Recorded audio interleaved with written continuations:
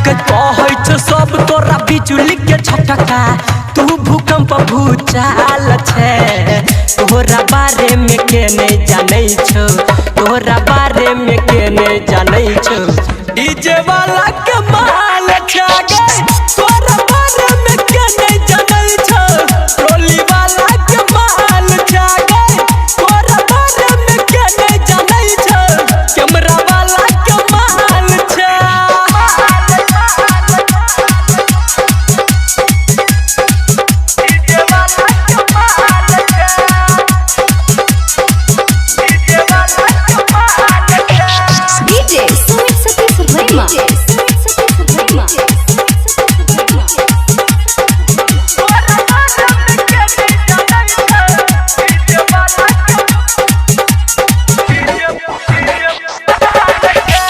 बापू दादा के नाम हंसौला